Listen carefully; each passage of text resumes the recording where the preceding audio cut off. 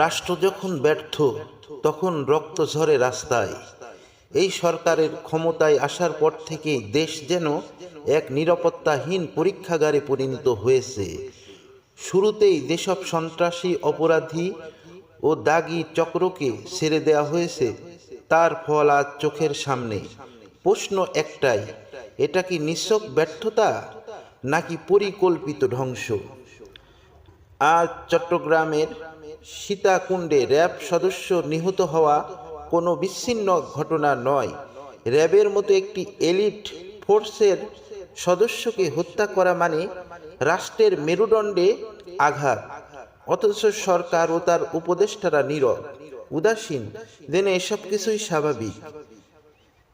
যে দিকগুলো স্পষ্ট হয়ে উঠেছে: ক্ষমতায় এসেই সন্ত্রাসীদের ছেড়ে দেওয়া, আইনের শাসনকে দুর্বল করা, আইন শৃঙ্খলা বাহিনীর মনোবল ভেঙে দেওয়া, তাদের নিরাপত্তা নিশ্চিত করতে ব্যর্থতা, হত্যা, দুর্ঘটনা, অরাজকতা প্রতিদিনই বাড়ছে। সরকার ও উপদেষ্টাদের একাংশ ক্ষমতার স্বাদ ও লুটপাটে ব্যস্ত, জননিরাপত্তা উপেক্ষিত। রাষ্ট্র পরিচালনায় দূরদর্শিতা নেই, দায় স্বীকার নেই, জবাবদিহিতা নেই। এই আমলে যত হত্যা, যত অঘটন, সবই বলে দিচ্ছে একটাই কথা: রাষ্ট্রীয় ব্যর্থতা এখন নীতিতে পরিণত হয়েছে।